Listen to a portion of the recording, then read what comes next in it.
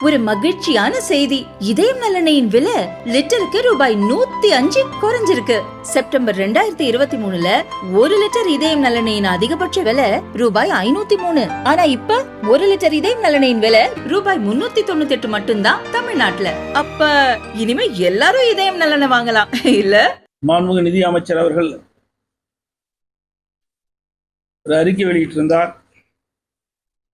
அந்த அறிக்கையில் எடப்பாடி பழனிசாமி அவர்களுக்கு பொருளாதார நிதி மேலாண்மை குறித்து அடிப்படை புரிதல் இல்லை என்ற ஒரு குற்றச்சாட்டை தெரிவித்திருக்கின்றார். நான் ஏற்கனவே சட்டமன்றத்தில் மாண்புமிகு ஆளுநர் உரையின் மீது பேசுகின்ற பொழுது தெளிவாக தமிழகத்தினுடைய நிதி நிலையை பற்றி குறிப்பிட்டேன். அப்பொழுது அதற்கு தகுந்த விளக்கம் அளிக்காமல் நேற்றைய தினம் ஒரு வலுப்பனான பதிலை அறிக்கையின் வாயிலாக தெரிவித்திருக்கின்றார்.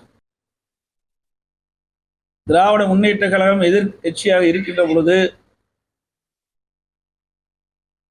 எங்கள் மீது, அதிமுக அரசு மீது மிகப்பெரிய குற்றச்சாட்டை சுமத்தினார்கள். அதிமுக அரசாங்கம் வருடம் கடன் வாங்கி தமிழ்நாட்டு மக்களை கடனால் ஆக்கிவிட்டது என்று மிகப்பெரிய குற்றச்சாட்டை தெரிவித்தார்கள். திராவிட முன்னேற்ற கழகம் ஆட்சிக்கு வந்தவுடன் நிதி மேலாண்மை சரி செய்யப்படும், அதற்காக நிபுணர் குழு அமைக்கப்படும் என்றெல்லாம் தெரிவித்து ஆட்சிக்கு வந்த பிறகு நிபுணர் குழுவும் அமைத்தார்கள். ஆனால் ஆட்சிக்கு வந்து 4 ஆண்டு காலத்தில் சுமார் 3,53,000 கோடி கடன் பெற்றிருக்கின்றார்கள். அந்த நிபுணர் குழுவுடைய நோக்கம் நிதி மேலாண்மை சரி செய்ய வேண்டும் என்பதுதான். அதற்கு மாறாக ஒவ்வொரு ஆண்டும் ஆட்சி பொறுப்பேற்றது கடன் வாங்கி இந்தியாவிலேயே அதிக கடன் பெற்ற மாநிலம் தமிழ்நாடு என்ற சாதனையை ஸ்டாலினுடைய அரசாங்கம் சாதித்திருக்கின்றது. வேற எந்த சாதனையும் இல்லை, கடன் வாங்குவதில் சாதனை படைச்சிருக்கிறாங்க. அதைத்தான் நான் தெளிவாக குறிப்பிட்டேன். இன்றைக்கு திராவிட முன்னேற்ற கழகம் ஆட்சிக்கு வந்து 4 ஆண்டு காலம் ஆகிறது. 2020-21 அனைத்து இந்திய அண்ணா திராவிட முன்னேற்ற கழக ஆட்சியில் பெட்ரோல் மதுபான விற்பனை மூலமாக கிடைக்கப்பட்ட வருவாய் 43,489 கோடி. திராவிட முன்னேற்ற கழகம் பொறுப்பேற்ற பிறகு 2024-25 ஆண்டு பெட்ரோல் மதுபான விற்பனை மூலமாக கிடைக்கப்பட்ட வருவாய் 69,588. இதுல மட்டும் 26,099 கோடி இவர்களுக்கு வருவாய் அதிகரித்து கிடக்கின்றன. ஜிஎஸ்டி 2021 அதிமுக ஆட்சியில் 37,942 கோடி. 2024-25 திராவிட முன்னேற்ற கழக ஆட்சியில் 73,788 கோடி. அதாவது 100% இந்த ஜிஎஸ்டி வரியின் மூலமாக வருவாய் கிடைச்சிருக்குது. 35,846 கோடி வருவாய் கிடைச்சிருக்குது. ஸ்டாம்ப்ஸ் அதில் அதிமுக ஆட்சி 2020-21 11,675 கோடி. திராவிட முன்னேற்ற கழக ஆட்சி 2024-25 23,370 கோடி. இதுல 12,695 கோடி அதிகமா வருவாய் கிடைச்சிருக்குது. எக்ஸைஸ் கலால் வரியில அதிமுக ஆட்சி 2020-21 7,822 கோடி. திராவிட முன்னேற்ற கழக ஆட்சி 2024-25 12,247 கோடி. இதுல 4,425 கோடி அதிகமா வருவாய் வந்திருக்குது. வாகன வரியில 2021 அதிமுக ஆட்சியில் 4,561 கோடி. திமுக ஆட்சி இருக்கின்ற போது இயற்கை சீற்றம் எவ்வளவு புயல் உங்களுக்கு நல்லா தெரியும். தானே புயல், 10 ஆண்டு காலத்தில் தானே புயல், பர்தா புயல், கஜா புயல், கிட்டத்தட்ட 2 லட்சம் மின்கம்பம் சேதம் அடைஞ்சு போச்சு. 700-800 டிரான்ஸ்பார்ம் போயிட்டுது. கிட்டத்தட்ட 60-70 சப்ஸ்டேஷன் நொறுங்கி போச்சு. இப்படி இவ்வளவு சோதனையான நேரத்திலும் அதிகமான செலவழிச்சு நாங்கள் அதை சரி செஞ்சோம். அதிகமான நிதி செலவழிச்சோம். அப்படி இருந்த கூட கடன் அளவை கட்டுப்பாட்டுக்குள் வச்சிருந்தோம்.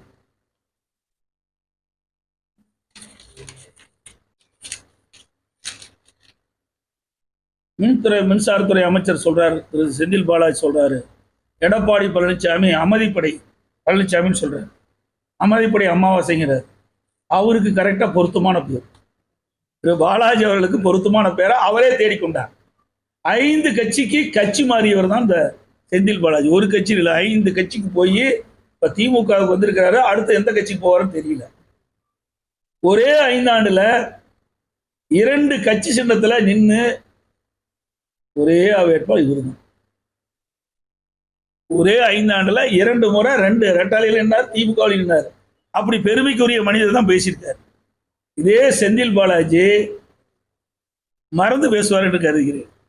மாண்பு அம்மா இருக்கின்ற பொழுது ஒரு அமைச்சராக இருந்த பொழுது சட்டமன்றத்தில் மறைந்த திமுக தலைவர் திரு கருணாநிதி பற்றியும் அந்த கட்சி பற்றியும் அந்த கட்சியில் இருக்கிற முக்கிய நிர்வாகிகளை பற்றி என்னென்னலாம் சட்டமன்றத்தில் பேசுகிறார் என்று சபை குறிப்பில் இருக்கிறத நீக்கவே முடியாது. அது மறந்து பேசிட்டு இருக்காரு. இன்னொரு மந்திரி திரு சேகர் பாபு அவர்கள், அவரும் பேசிட்டு இருக்காரு, அமாவாசை பற்றி பேசிட்டு இருக்காரு. நான் சொல்றது உண்மைதானே? மாசம் மாசம் அமாவாசை வரும். ஒவ்வொரு மாதம் கழிய திமுகவுடைய ஆட்சி காலம் கழிஞ்சிக்கிட்டே போயிடும். அப்படியே காலத்துடைய அளவு குறைஞ்சிக்கிட்டே போகும். அதான் நான் சுட்டி காட்டினேன். அவர் மட்டும் என்ன, ஆளுங்கட்சியா இருக்கும்போது திமுகவை எப்படி விமர்சனம் பண்றாரு என்று அவைக்குறிப்புல இருக்குது. அதெல்லாம் மறந்து பேசிட்டு இருக்கிறாங்க. இவரெல்லாம் அரசியல் வியாபாரிகள், அரசியல்வாதிகள், அரசியல் வியாபாரிகள். உண்மையான அரசியல்வாதியா இருந்தா அந்த கட்சி இந்த கட்சியிலே இருக்கணும். நான் 1974 இந்த கட்சியில சேர்ந்தேன். இன்னைக்கு 51 ஆண்டு காலம் இந்த கட்சியிலே இருக்கிறேன். இன்றைக்கு கூட எனக்கு பல நேரங்கள்ல பதவியே இல்லாத இருந்தேன். சட்டமன்ற வாய்ப்பு கூட, உறுப்பினர் வாய்ப்பு கூட எனக்கு கிடைக்கல. கட்சி நேசித்தேன். இன்னைக்கு கட்சியில உயர்ந்த இடத்துல எனக்கு அங்கீகாரம் கொடுத்திருக்கிறாங்க. ஆனா இவருக்குலாம் அப்படி அல்ல. கடைசி காலத்துல எப்படி இருப்பார் என்று ஆண்டவனுக்கு தான் தெரியும். கருதி இந்த வேடந்தாங்க பறவைகள் போல அப்பப்ப சீசனுக்கு வந்துட்டு போகும் பாருங்க, அது மாதிரிதான் இவர்களெல்லாம் எங்களை பேசுவதற்கு எவ்வித தகுதியோ அருகதையோ கிடையாது.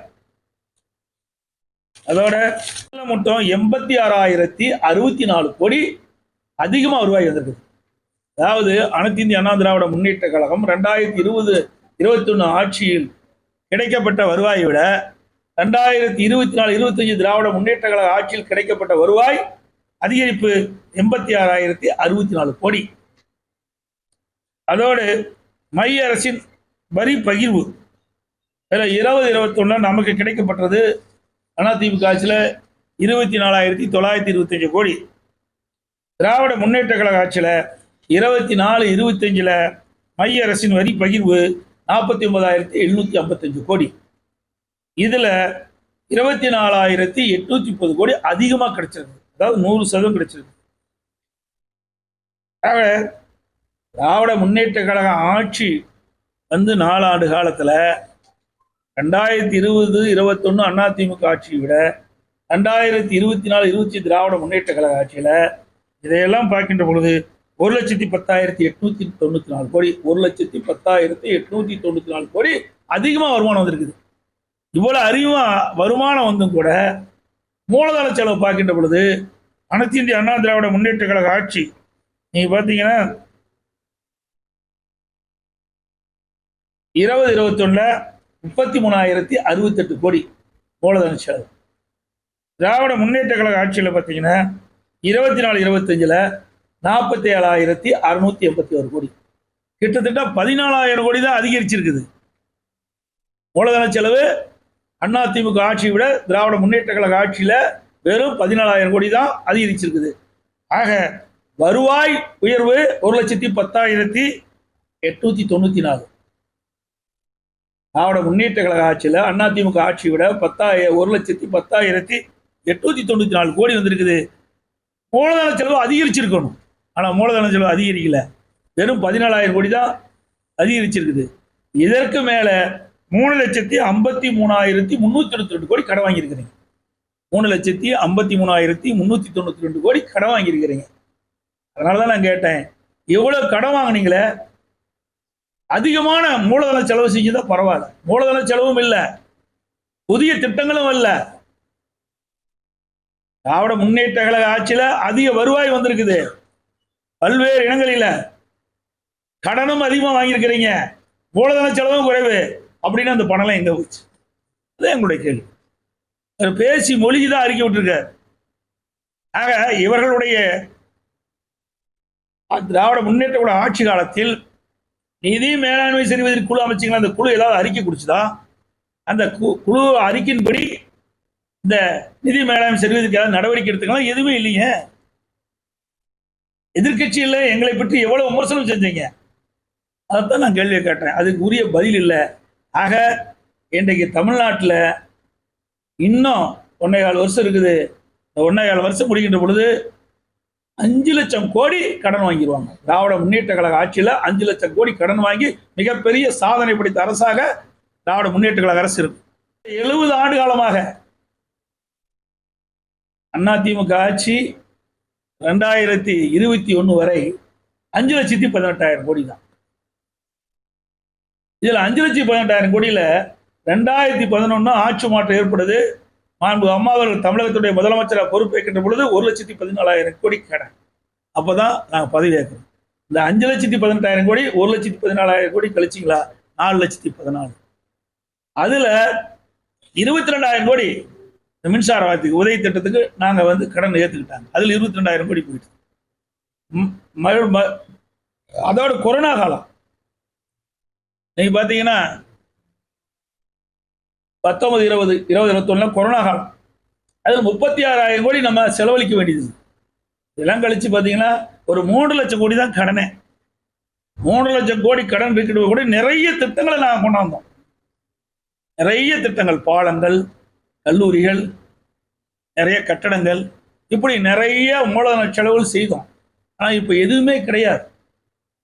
இன்னும் சொல்றாங்க மெட்ரோ ரயில் திட்டம் கொடுக்குறாங்க 26,000 கோடி. அது மூலதன செலவுல போய் சேர்ந்துடும். அப்படிலாம் மூலதன செலவு இன்னும் குறையும். இது 26,000 கோடி மூலதன செலவுலாம் போய் சேரும். அதோட ஈபிக்கு 50,000 கோடி கொடுக்குறாங்க.